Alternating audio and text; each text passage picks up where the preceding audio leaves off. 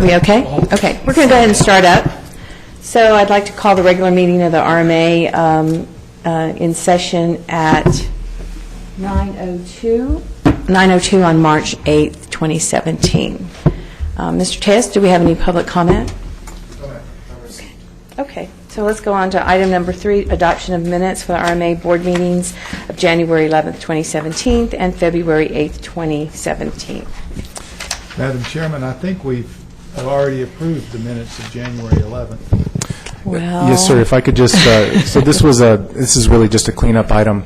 At last month's agenda, it was posted as 2016 as opposed to 2017. So silly, a little mistake, but a nice little cleanup here. All right. Move to approve. Second. It's been moved and seconded. All in favor? Aye. Any opposed? Okay, we're going to go on to item number 4, and we're going to. I'm going to read all of these together.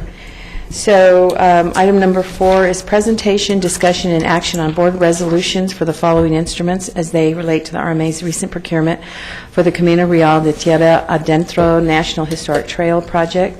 A, board resolution awarding project to the lowest bidder and authorizing the executive director to negotiate and execute a construction contract with such lowest responsible bidder. B, amendment to work authorization number 2 with Dannenbaum Engineering Company, El Paso, LLC, for design services during construction. C, work authorization number 27.4 with Atkins North America, Inc., for construction engineering and inspection services. And D, amendment to the VRF project development agreement with the County of El Paso for construction funding. Mr. Tejas. Thank you. So today I have 2 items for you that deal with procurements related to the 2013 El Paso County Comprehensive Mobility Plan. This first one is read into the record by the chair, deals specifically with the Camino Real de Tierra Adentro National Historic Trail Project. That is the project that we are assisting the county with that will result in the placement of those brown signs, the informational signs along highways identifying the Camino Real historic trail. So if you notice, as part of this actually is the PowerPoint that will be added to our backup online. But this is what we're going to talk about today. The Camino Real National Historic Trail. We're going to talk about the project purpose, the location and scope, the timelines associated with the projects, the single bid that was received, and the requested board action. So the project purpose. This project, as I mentioned, is part of the 2013 County Comprehensive Mobility Plan. The project budget comes from the vehicle registration fee bond program that we have with the County of El Paso, the initial $72 million bond issuance.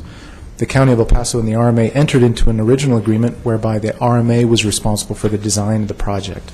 As you'll recall, we do this with each of our County Comprehensive Mobility Plan projects. We enter into initially an agreement with the county whereby they provide authorization for us to utilize VRF bond proceeds to complete the design. And then we move into the construction activity, and that's where we are today in not only this one, but the next item, which is the Vista del Sol project. So we are responsible for the design and have completed the design and put it out for procurement. The design was completed by a design firm selected under the RMA's expedited procurement process, as you will recall. The completed designs were advertised as authorized by the board, and the RMA now seeks to let and manage the construction of this particular project. This is the project location. As you can see, the red dots on the right hand within the map identify the proposed sign locations. We're looking at about 122 individual signs. The decal on the left-hand side is the National Park Service insignia that identifies the Camino Real de Tierra Adentro, and those will be utilized along the brown signs. I should mention, too, and we've discussed it in a little detail, but the National Park Service is actually the entity that had initially begun these types of, they manage these projects, I should say, and they, in fact, had partnered with the state of New Mexico to develop the Camino Real de Tierra Adentro from the New Mexico state line in Las Cruces all the way up to Santa Fe, which is where it terminates. So we will actually be completing the rest of the Camino Real trail sign from the Texas state line down to where it crosses into Mexico. So the scope for this is includes the design, construction, and placement of the historic signage from San Elizario all the way to Anthony, Texas. As I mentioned, 122 signs will be placed along the corridor within El Paso County, identifying the historic route. Signs will be placed along the county, city, and TxDOT rights-of-way. And I should mention, too, there's been extensive coordination and significant coordination with El Paso County, TxDOT, and the National Park Service. As I mentioned, they are the sponsor of the National Historic Trail projects. This is additional background, and you should recognize the format of this PowerPoint. This is what we normally use when we're moving a comprehensive mobility plan project from design into construction. So let me know if there's anything missing, if you'd like anything added in the future.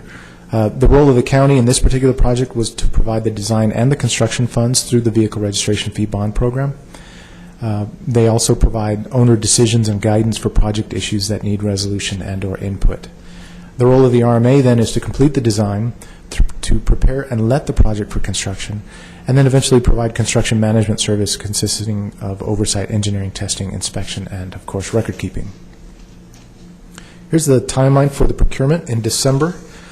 That should be December 2016. The board approved the project to be advertised for bid.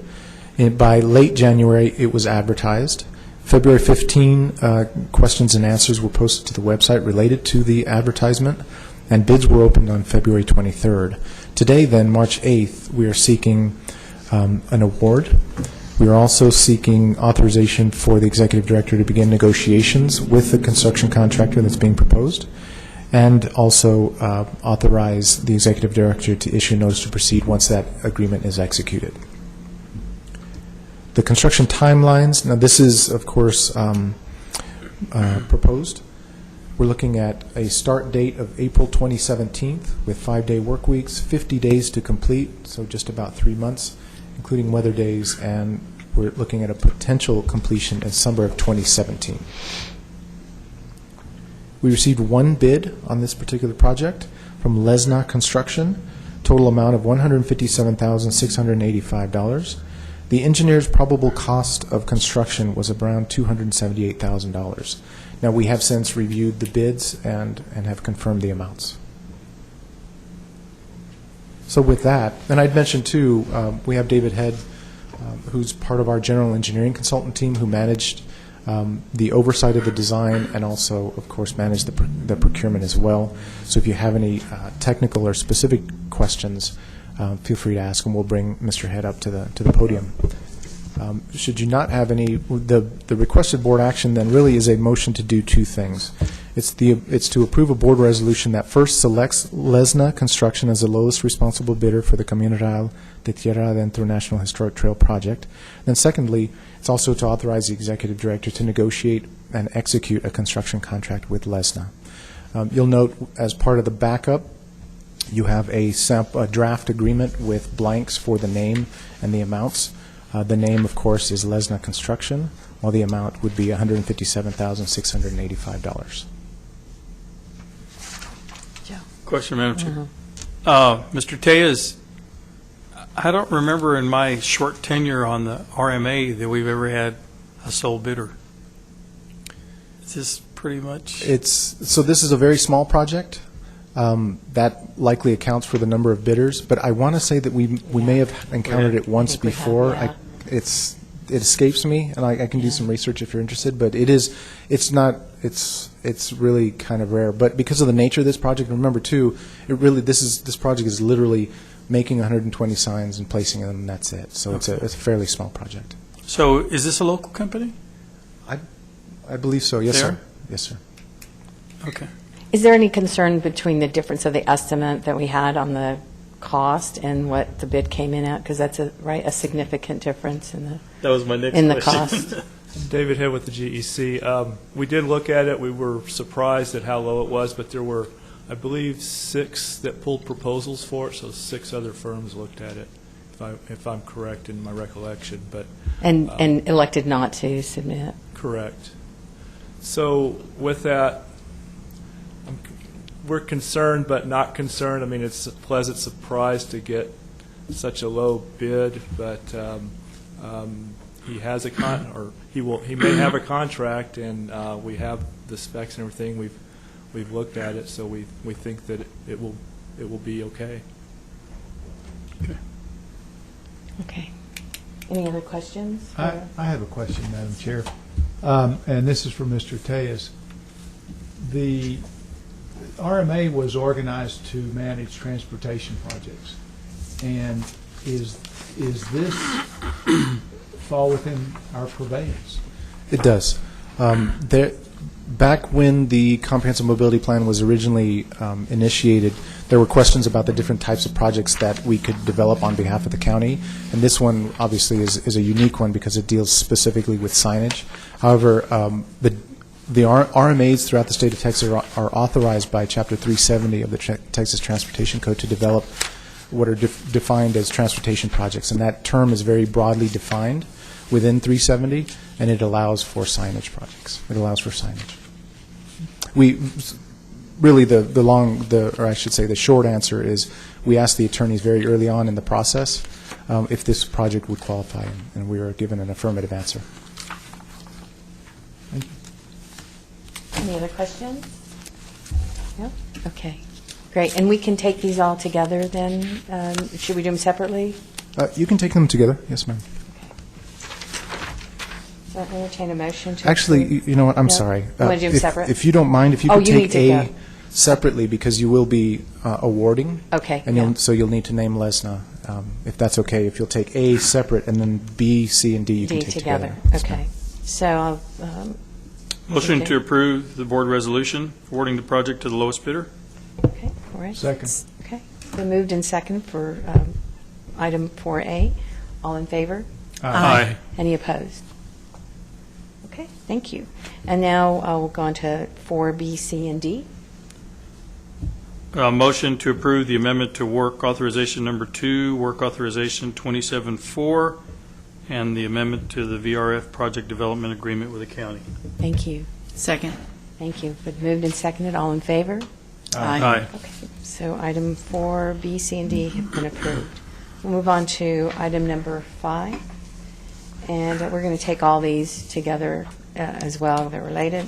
So presentation, discussion, and action on board resolutions for the following instruments as they relate to the RMA's recent procurement for the Vista del Sol Improvement Project. A, board resolution awarding the project to the lowest responsible bidder and authorizing the executive director to negotiate and execute a construction contract with such lowest responsible bidder. B, agreement with the El Paso Water Utility Public Service Board for the completion of various utility improvements as part of the construction contract. C, supplemental work authorization number 2 with AECOM for design services during construction. D, work authorization number 27.5 with Atkins North America for construction, engineering, and inspection services. And E, amendment to VRF project development agreement with the County of El Paso for construction funding. Mr. Tejas. Thank you.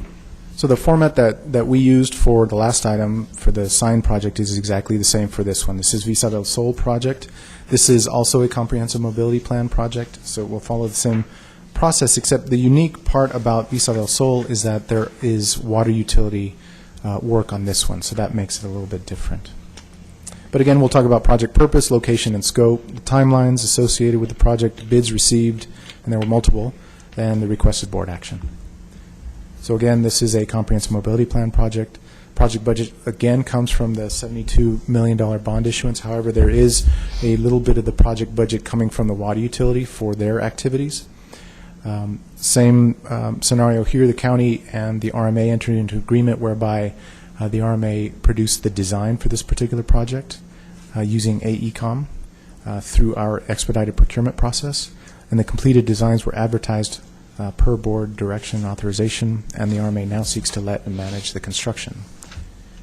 To give you a feel for it, this is the Vista del Sol Drive project, which is, let's see if I can, this project here.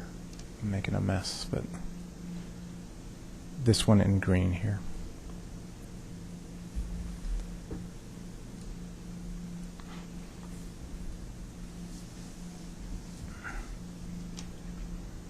And this is an aerial showing Vista del Sol from 375 heading over to Charrington.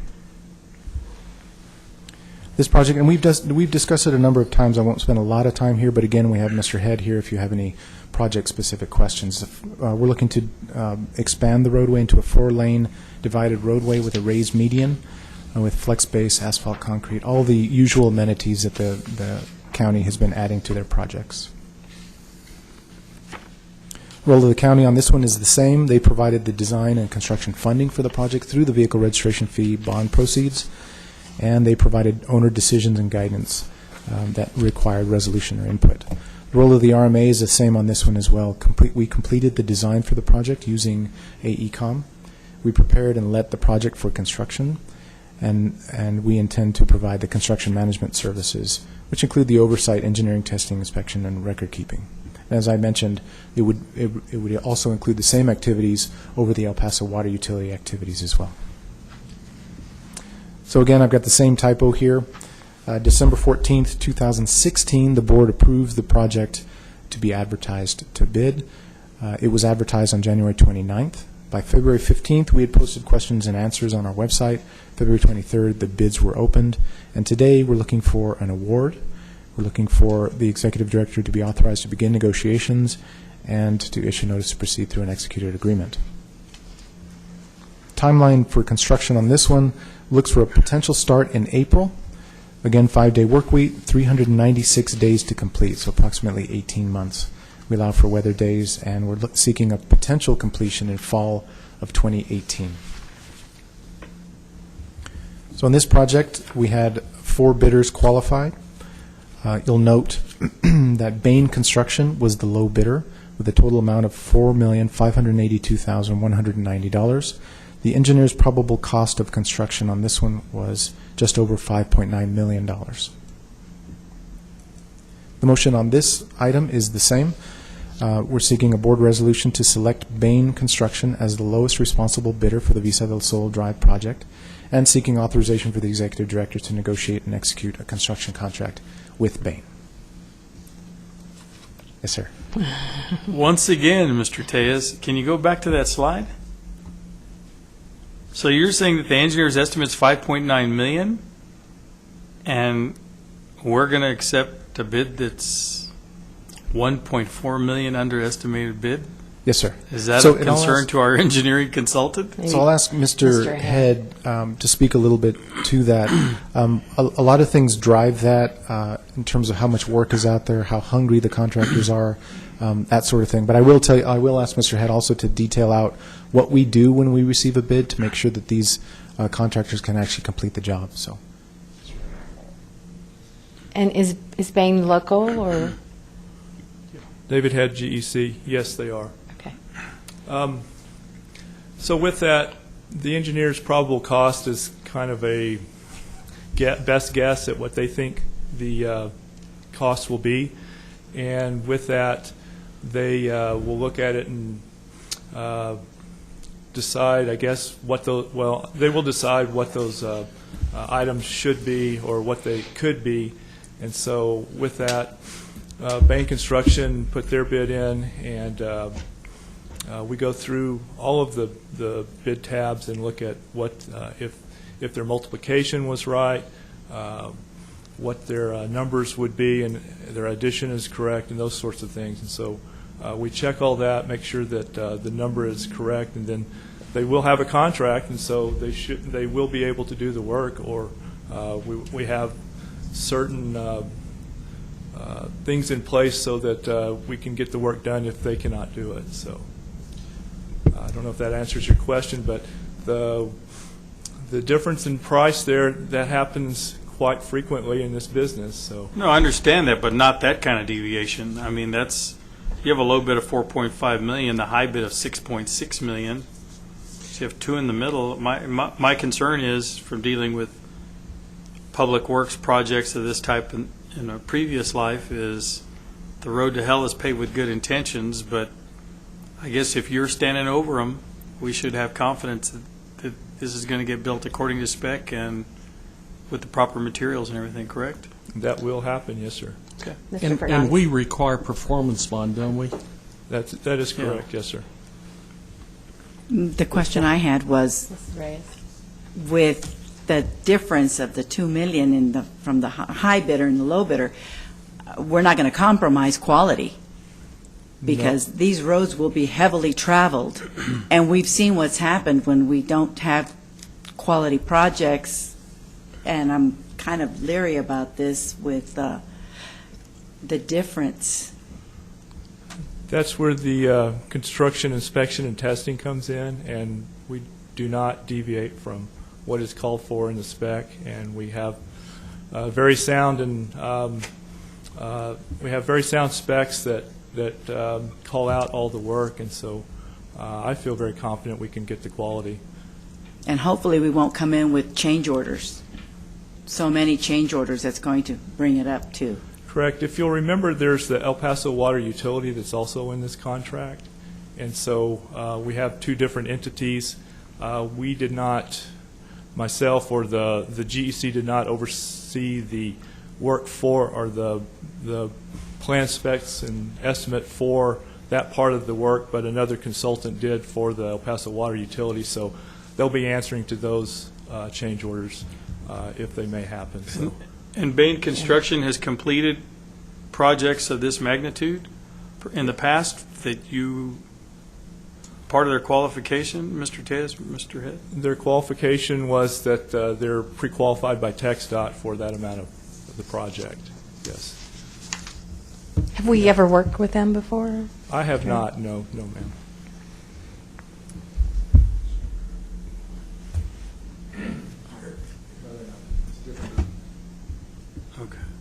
I'm not troubled by this spread. I think you see it all the time, and there's all kinds of intangibles. For example, Bain may want to keep their folks employed, and or may have the right equipment at the right time, and so there's all kinds of things that feed in this.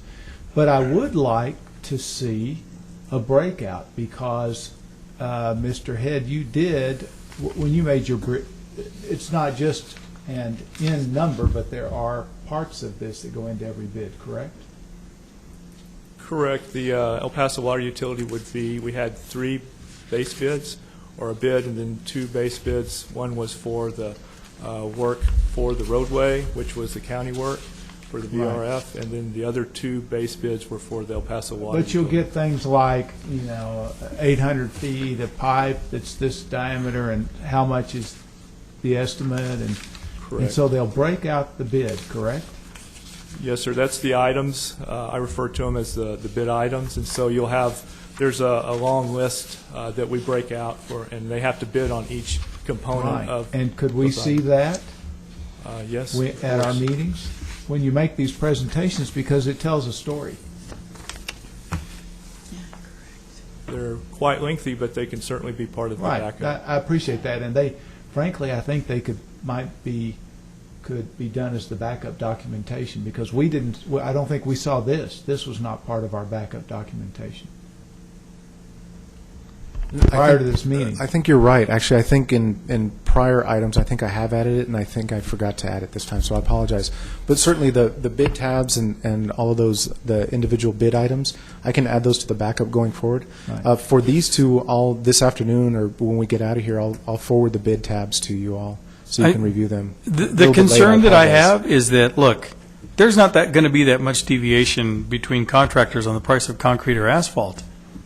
So, I mean, the market is pretty standard. I mean, there's not huge discounts there. That's a huge spread off of, forget the high bid, I'm just talking about the engineer's estimate. Because, I understand that there's deviations, but this is a very large one, and we don't have experience with them. Just concerned. Sharing Mrs. Reyes' concern, the minute these roads open, they're under capacity. So, just a concern. Yes, sir.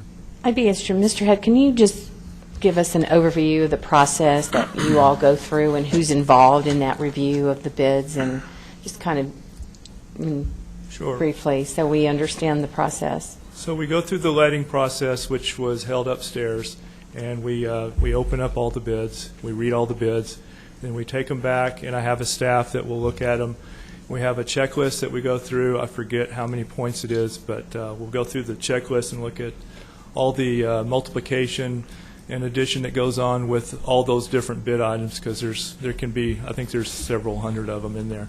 But we'll go through and make sure that their number is correct, and then we go through their proposal and we make sure that they're qualified to bid as far as they haven't left out. They've gotten the addendums. We want them to acknowledge that the addendums are there. We want them to put those addendum pages in their proposal and make sure that their proposal is complete, everything's been signed, and those sorts of things. And so we have a checklist that we go through, and I can share that with you, with y'all if y'all would like at some point. And, Do we look at the previous work that they've done, or, I mean, do they list their other projects that they've done? some do, just as a backup.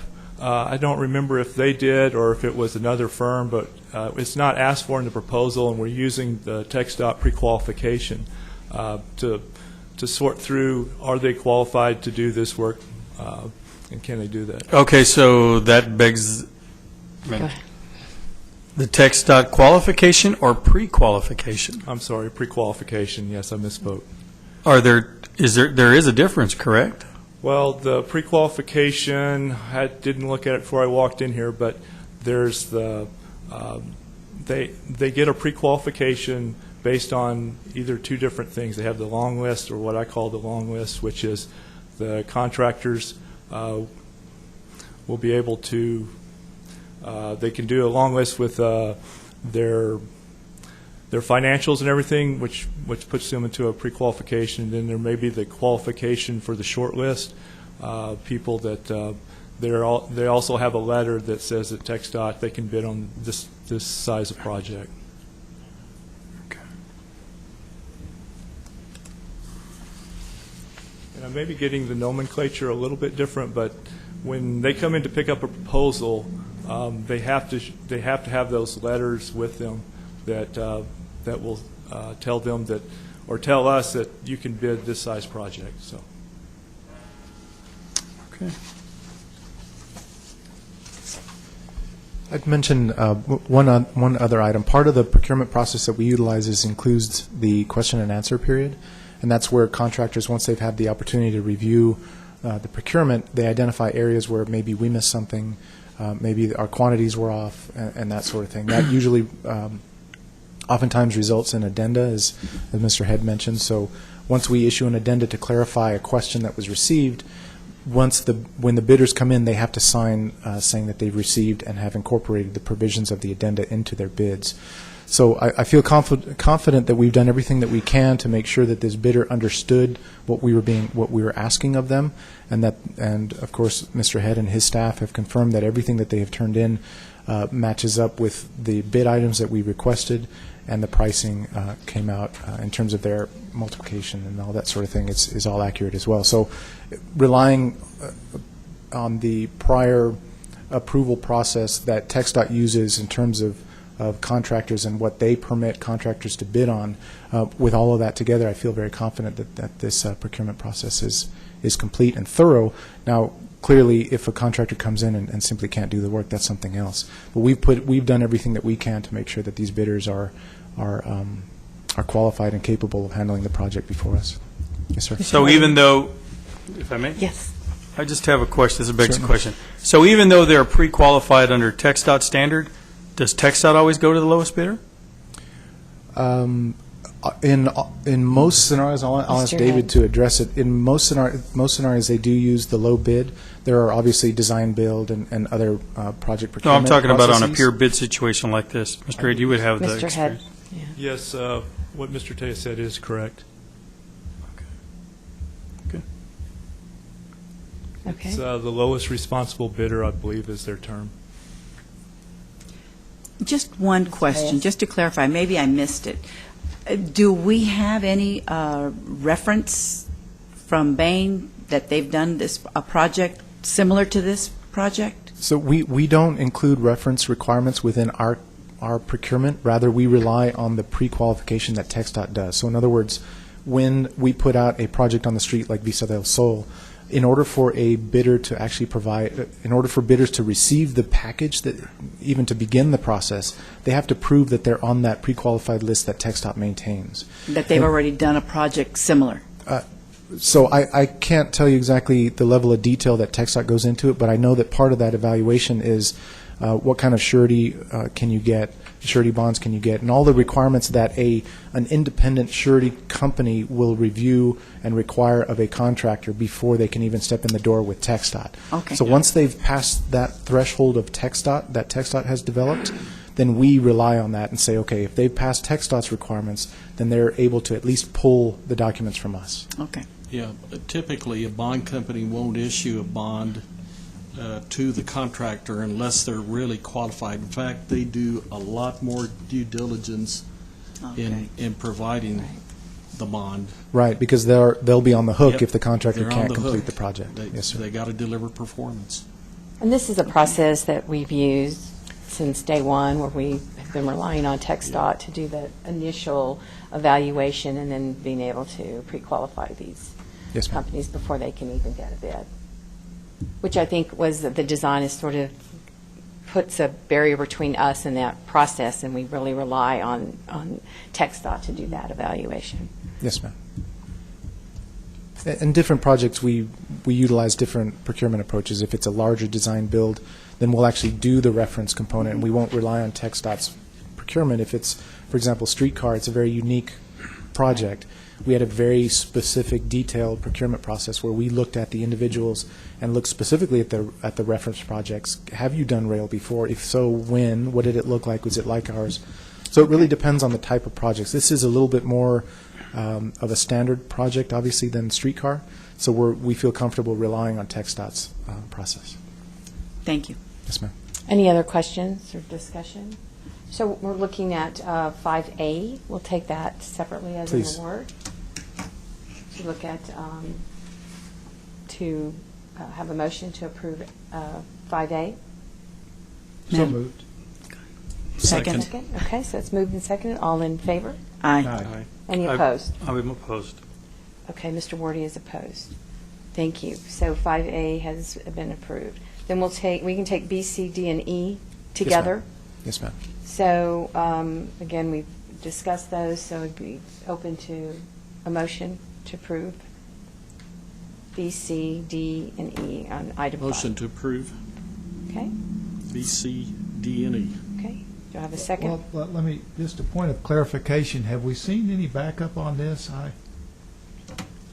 On which one? On C, D, and E? B, C, D, and E? So it's included in the backup that's provided to the board that's posted online. You have Yeah. each of the agreements, the water utility agreement, the AECom work authorization, Atkins Yeah, work all those. authorization, and the interlocal with the county. But if you'd like to discuss them, I can walk you through those. Would you Certainly. mind walking us through? Absolutely. So item 5B then is the water utility interlocal agreement. Excuse me. This is, as we discussed, and as we've done previously, this is the most recent version of this was the Mission Ridge project, which is also known as Arterial 1. When we develop a project, we look at any other impacted stakeholders in the area. And in this particular item, where Vista del Sol will be, we're looking to expand it. The water utility has a proposed project in the future. So we partnered with them. They completed design work for their activities that will go in under Vista del Sol roadway, and and we took those plans, added it to the construction contract, or excuse me, the construction procurement, put it out to bid, and we received bids on that. So what you see as item 5B, as the backup for item 5B, is the proposed interlocal agreement that we've worked out with the attorneys from the water utility, which includes the exhibits A and B, I believe, which identify $1,559,208.25 worth of water utility work.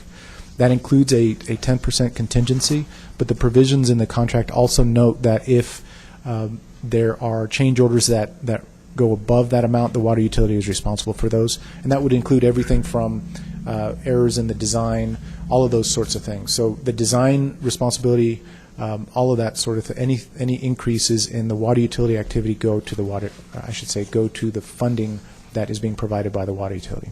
Okay, so for clarification, you said $1,500,000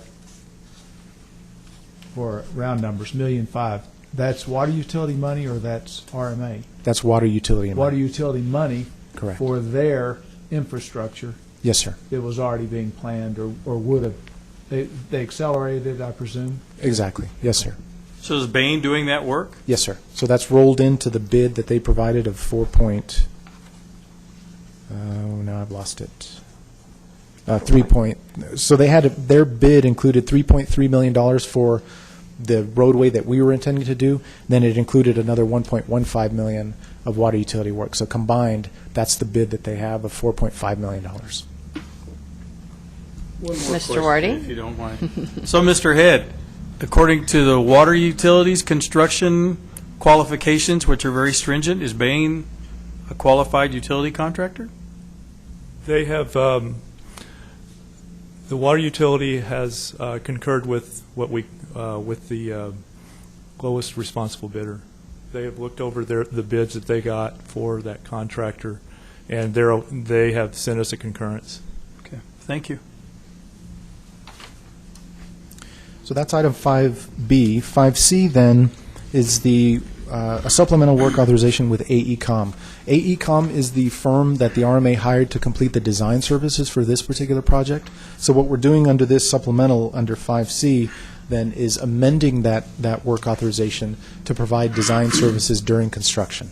So that's any questions, requests for information, anything that comes up during the construction from the contractor saying, the designs say this, but it won't quite work in the field. How do we fix that? AECOM is through this supplemental work authorization would provide those design services during construction, and that the amount for this particular supplemental is an additional $49,970.76. That's item 5C. Item 5D then execute or seeks authorization to execute work authorization 27.5 with Atkins. Atkins, as our general engineering consultant, is managing all of the oversight, the construction oversight for this particular project and all of the projects actually within the comprehensive mobility plan. So this work authorization then brings Atkins on board to do the oversight of construction activities for a total amount of $766,693.69. That breaks out, though, by types of service, specifically from the original base bid, which is the work that the county is seeking under the vehicle registration fee bond proceeds. We will spend about $536,624 for Atkins to oversee the construction of the roadway project. And then there's an additional $230,069 that the water utility is paying Atkins for to do oversight of the water utility activities. So combined, then, you're just over $766,000. So that makes up item 5D, which is the construction oversight work authorization. So about 15%. So I'm not a numbers guy, right? Okay. All right. I'll rely on your math. So that's item 5D. And then, of course, item 5E is the amendment to the interlocal with the County of El Paso, which actually provides the RMA with the authorization to use vehicle registration fee bond proceeds for the payment of all of these activities that we outlined, excluding the water utility activities. So that's what, and in fact, if you notice, the last page of item 5E as part of the backup actually identifies the amount that we can pull from the vehicle registration fee, and then it has a separate column that identifies the amount that we will be paying for through, quote, other funds, which are, in fact, the water utility funds. So that's how they all tie together. Any questions? Mr. Nemo, are you comfortable? I'm comfortable. Okay, all right. So I would entertain a motion for items 5, B, C. The motion's been made. Oh, We just need a that's right, the second. motion been second, so all in favor? All right. Aye. Aye. Now, I did miss the second. Can I ask who seconded that one? Ms. Reyes, thank you. All right, so any opposed? So 5, B, C, D, and E have been approved.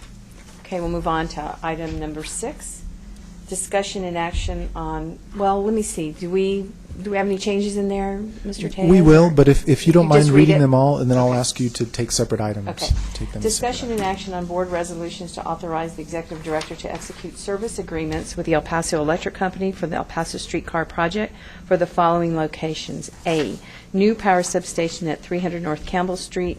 B, new power substation at 251 Crosby Avenue. C, new power substation at 2701 North Oregon. D, new power substation at 601 South Santa Fe Street. E, new track switch at 250 East Franklin Avenue.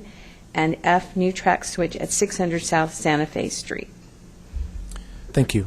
So this item, I put together a very quick PowerPoint. This was not part of your backup. I apologize. It was something that I thought about late yesterday that I thought might be helpful. I want to talk a little bit about service agreements and what they're used for, where we need these service agreements, what locations we need them for, and then as the chair alluded to, there are a couple of these items that I'll actually ask to be deleted, and I'll talk about that. The electric company requires execution of a service agreement in those instances where an entity or an individual is seeking the placement of a new transformer for the provision of electric service. They also ask for advance funding for the placement of that transformer.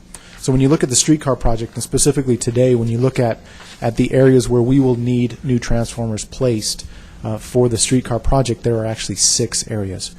And they relate to 2 types of locations. One are the traction power substations, which are referred to as the TPSS, traction power substations. We have 4 of those within the project, and those are, you can almost visualize those as a small, they'll be little houses where the electric company will provide electric to it. It will convert it into direct current and flip it out and connect it to the overhead line that will power the system. So those are the traction power substations. And this is all very obviously non-technical because it's coming from me, but we do have Mr. Gil Gardner should you have any specific technical questions about the TPSSs or anything for that matter, really. So we're looking at 4 specific TPSSs. We're also looking at 2 powered switches. The switches are locations along the route where the track will need to move to allow for different movements of the streetcar. And specifically, one that you can think of is right on Franklin, where you have a choice, and the driver either is going down Franklin and decides to turn left to head up Stanton, or continues and turns right down, or I should say continues on Franklin, and then eventually will turn right onto Kansas. So that switch then switches the track to allow the vehicle to turn left onto the track that heads up Stanton or continue on Franklin. So we have 2 powered switches. We also have 2 non-powered switches that are, I believe, spring-loaded. Those are the locations where there is no choice, but there are 2 tracks coming together. An example of that is when the vehicle comes out for service in the very beginning from the maintenance and storage facility, it will come out onto Santa Fe, turn left, and join the existing tracks. That switch will allow the vehicle to slip into the Santa Fe track. But there's no decision there. It's either coming in or it's not. So that's why it's not powered at that particular location. So we're talking about 6 specific locations. This is a map that hopefully will help explain in a little more detail what I'm trying to enumerate here. If you go from the left to the right, you'll notice that yellow box circled by red, that's TPSS A1. That's the substation that's located on UTEP grounds. From there, then, if you go to the right, TPSS A2 is located on Crosby, right next to Stanton. If you continue and skip those triangles down to the red square a little bit further down, TPSS A3, that's located at the old Tillman facility. That's the 3rd traction power substation. And the 4th, then, if you drop all the way down to the maintenance and storage facility, that's the 4th TPSS. And then the remaining triangles there, I'm showing you the powered turnouts and the unpowered turnouts as well. So, as I mentioned, 4 substations and 4 switches, 2 powered and 2 non-powered. Now here's where we get into the specifics of the individual 6 items. Of the proposed substations and switches, Only 3 of them are actually ready for review and approval today, and I apologize for that. We thought we had worked everything out with the electric company. At the last minute, we realized a couple of them, actually one of them was not needed and 2 of them were not actually ready. And those are highlighted there. So TPSS A1, the one that will be located at UTEP, we realized, or the electric company notified us that they had not received the easement that they require to place a transformer on UTEP property. So we're waiting on that, and we're going to see if we can't help UT System expedite that. So that one I'll not be asking for action on that one. TPSS A2 and A3, those are ready and identified as items 6A and B. TPS 4 then is on Santa Fe. This item, we haven't received the draft agreement from the electric company yet. We're awaiting that one, so I won't be asking for any action on that one. And then the switch at 250 East Franklin, this one actually we lucked out because no new transformer is required. They had recently relocated a transformer that will actually be able to power that powered switch on Franklin, so we lucked out on that one. We won't need an agreement for that one. And then the last one there, the powered switch at Santa Fe, is an action item under item 6F. So to kind of give a little more detail on the 3 items that I'm asking for action on, looking for service agreements to be executed on TPSS A2 at Crosby, TPSS A3 at Campbell, and a switch at 600 South Santa Fe. So you'll see each of these come with costs. On Crosby, the substation will cost, the transformer will cost just over $15,000. For Campbell, we're looking at $12,799, and the switch on Santa Fe transformer will be $1,970. I'd mention that all of these expenses were anticipated, and we've built them into our budget, and so we have the funds available. I will mention, though, however, for the transformer at Campbell, in order to stay within the timelines that we have, the construction timelines that our contractor has, I went ahead and executed that one already.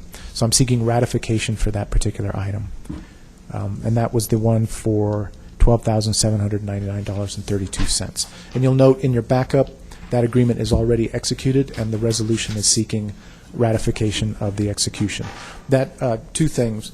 One, generally speaking, the executive director for this RMA has, under the procurement policies, the authorization to execute and commit the RMA for expenditures under $25,000. So we have that individual authorization. However, this board has also granted the executive director authorization to execute and make commitments up to $100,000 for the streetcar project specifically. So I was authorized by each of those individual actions, but they both require that I come back to the board right after that has happened. And I want to say that these were executed on February 27th. So this is the first board meeting since they were executed. So to try to clarify the actual motions that I'm seeking, item 6A, seeking a board resolution to ratify the executive director's execution of a service agreement for TPSS at 300 South Santa Fe. Items 6B and 6F, also seeking a board resolution to authorize the executive director to execute the service agreements for these 2 items, the TPSS at 251 Crosby and the track switch at 600 South Santa Fe. So hopefully I haven't made that more confusing than it had to be, but that leaves then item 6C, item 6D, and 6E that can be deleted from this agenda. And I'll bring back those 2 items that need to come back at that time. Okay. I know Any it's confusing, questions? so please No. feel free to ask Okay. questions. Any questions for Mr. Tejas? Clarification needed? Okay, we'll take the first one, the 6A, for open for motion, for the ratification. The action's already completed. Move to approve? Thank you. Second. Okay, it's been moved and seconded. All in favor? Aye. Aye. Any opposed? Okay, then let's take items 6B and 6F for the next motion. Entertain that. Make motion. Okay, been moved, and can I have a second? Second. Second, thank you. So it's moved and seconded. All in favor? Aye. Any opposed? Okay, so those items have been approved. I would ask that items 6C, D, and E be deleted, please. Okay, so we need to do a motion for that? Yes, Okay, please. So we can have a motion to remove C, D, and E. So moved. Second. Okay. It's been moved and seconded. All in favor? Aye. Any opposed? Okay, thank you. Thank you. We can move on to item number 7, discussion and action on a board resolution authorizing the executive director to execute a local transportation project advance funding agreement with the Texas Department of Transportation for the America's Managed Lanes Project. Mr. Tez.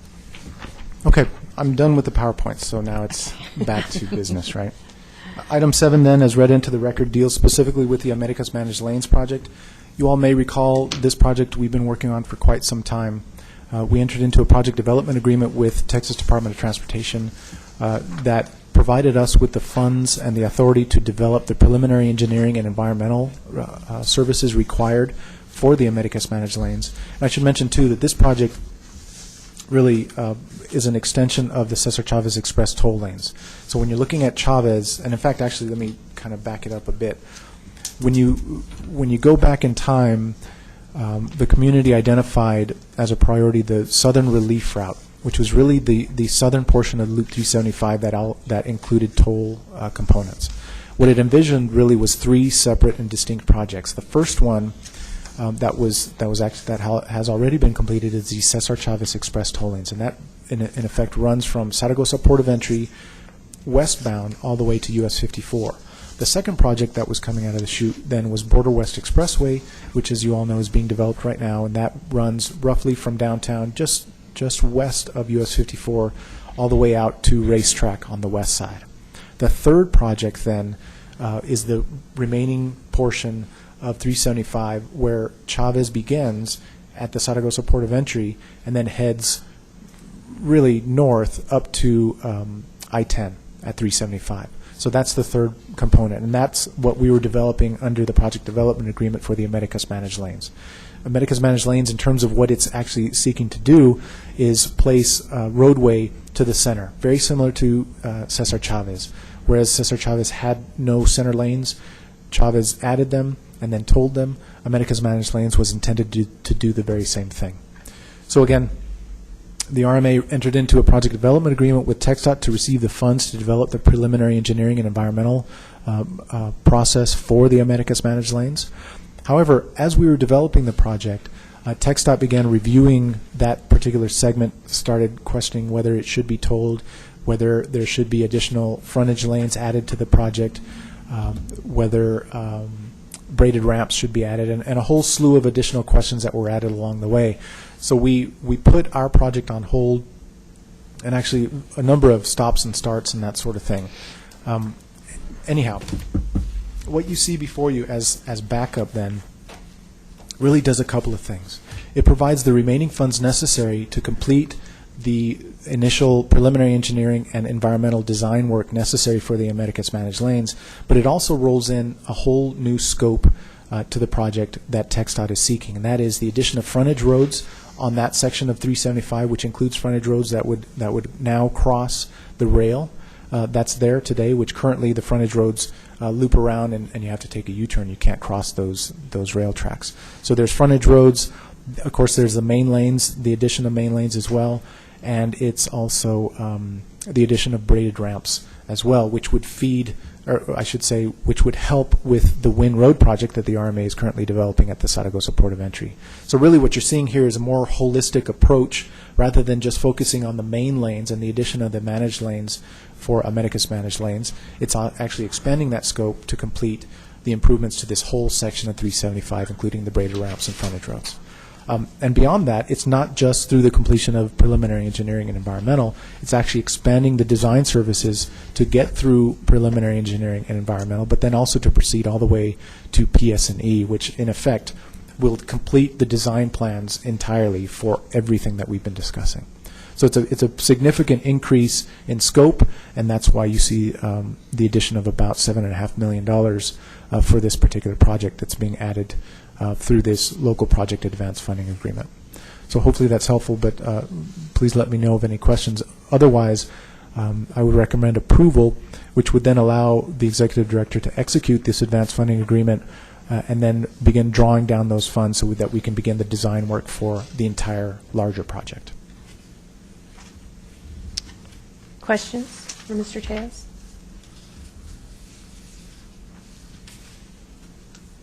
Mr. Motion to Warner? approve? Second. Moved and seconded, all in favor? Aye. Aye. Any opposed? Okay, item number 7 has been approved. Thank you. We'll move on to item number 8, discussion and action on a board resolution authorizing the executive director to execute change order number 7 for the relocation of certain Cesar Chavez Express toll lane equipment pursuant to an agreement for toll system integration and maintenance with CAPS Traffic Com Transportation, formerly known as Schneider Electric. Mr. Tejas. Yes, ma'am. This one we had been postponing for quite some time. Going back in time, when the Cesar Chavez Express toll lanes was developed, the City of El Paso allowed the Regional Mobility Authority to place certain tolling equipment within the Zaragoza Port of Entry Bridge building. And really what we're talking about is electronic equipment. It's computers and racks and that sort of thing. Well, the City of El Paso has been developing a project where I believe they're upgrading their phone system, and they need us to move our racks. So we had been putting this off because, as you know, we are in discussions with TxDOT about the potential removal of the Cesar Chavez Express toll lanes. So I didn't want to expend any money if we were just going to turn around in the next month or two and actually remove the toll itself. But unfortunately, we've run into a snag, as we discussed at the last board meeting, and we haven't gotten quite as clear direction from TxDOT as to whether or not we will be removing the tolls. And because the city has postponed this for as long as they could, unfortunately, we need to make this expenditure so that they can complete their telephone system upgrade. So this item then is a resolution seeking the authorization for the executive director to execute a change order with our integrator, who is CAPS. And I should touch on that as well. CAPS, you probably remember them as Schneider, who prior to that was known as Telvent. They've gone through some name changes, but it's the same entity that we've brought on board to serve as our integrator. So they would actually do the relocation of the rack for us. And the backup tells you the price is a little over $9,000, and I believe we're looking at about 6 hours worth of work. I believe we have a representative here from CAPS as well, should you have any questions of him. Otherwise, I would recommend approval of this change order. Any questions? Discussion? Motion to approve? Thank you. Can I have a Second. It's been moved and seconded. All in favor? Aye. Any opposed? Okay, that's item number 8's been approved. So if there's no other business, is there a motion to adjourn? So move. Second. Okay, all in favor? Aye. Okay, very good. So we are adjourned at 10 o'clock on March 8th, 2017. Thank you, everyone. Thank you. Appreciate it.